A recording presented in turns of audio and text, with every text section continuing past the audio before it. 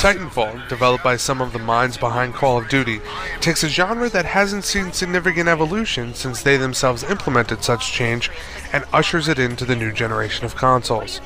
The change many have been looking for rests on the shoulders of Respawn Entertainment and their Titans. The question is, will you eject or go along for the ride? This is the Project 510 review of Titanfall. Titanfall is the story of citizens rebelling against corporations. The Interstellar Manufacturing Corporation, or IMC for short, began as Hammond Engineering and over the course of time became an evil corporate empire. The militia bands together, albeit loosely, to confront the IMC and protect their interests in the frontier. Lacking a true campaign, Titanfall excels in crafting this story by utilizing the player and their Titan as the big set pieces we've come to expect over the course of time with first-person shooters. With each battle you're dropped into, you're given a briefing which can last a little longer in the campaign multiplayer mode, and shorter so with regular multiplayer matches.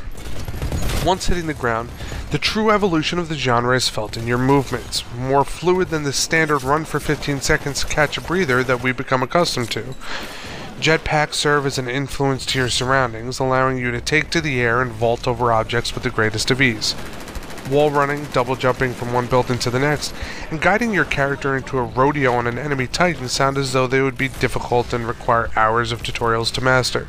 Surprisingly, they're not hard to figure out. For novices or experienced players, the learning curve doesn't bite. With 15 maps, many of your initial matches will be spent exploring, as the majority of the maps are expansive with many different vantage points to take up position in. With hackable turrets, zip lines, and more, there's always something around the corner that can lead to an advantage for your team. In many ways, the beauty of the maps are the characters outside of the IMC and militia that mosey through them, crying out for a detailed campaign. The story behind these characters seems interesting and something that could keep the attention of your casual Halo and Call of Duty fans. If Titanfall is lacking anything, it's the short story that many gamers enjoy. Titans, the cross between Andre the Giant, an Apache helicopter, and a tank, provide for some of the more enthralling moments. Eschewing the well-known kill streaks, perks, or what have you, the ability to call on a Titan is your reward for taking the fight to your opponent.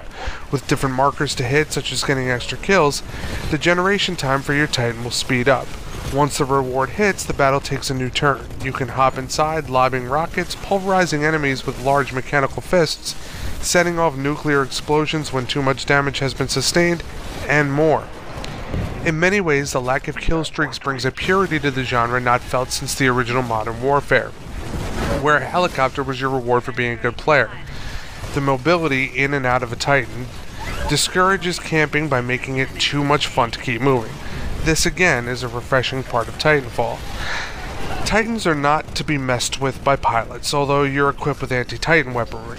Staying on the ground and taking on a Titan alone will lead to certain death. With that said, the vantage points mentioned earlier can be utilized wisely to get enough shots and to take a Titan down. Hopping on top of a Titan or rodeoing a Titan can speed up that process. Be careful though, as the pilot inside can disembark and pick you off before returning to his metal sanctuary of death. Burn cards provide minor perks on a one-time use basis, something to be used to gain a simple advantage.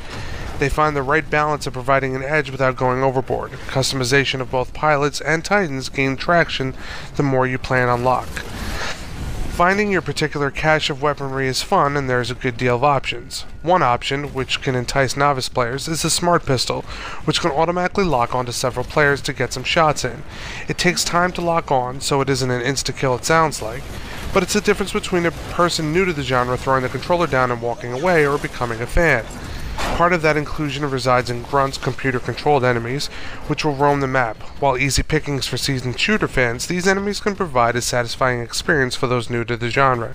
If you're new to first-person shooters, the prospect of having someone vault over you, wall run down the map, fly back, and blast you in the face isn't an enticing one. The Grunts serve for a more grounded, simplified enemy experience. If anything, the only negative facing Titanfall is that there are gamers out there that buy these type of games for the story only. With the experiences being held to multiplayer only standard, there are dollars being left on the table. I wouldn't be surprised to see an expansion of the Titanfall universe come to fruition in some form. With that said, Titanfall marches the genre into a new generation of gaming, providing a backbone franchise for EA to no longer just talk the talk about their competition in the marketplace. They can now walk the walk, or rather wall run, at the competition, providing a familiar yet new experience that pulls pieces of successful franchises and pairs them with a fluid, all-new and addictive experience.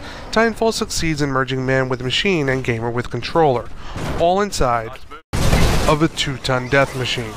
Drop in and get some, it's worth it. The Project 510 review score for Titanfall is 9 out of 10.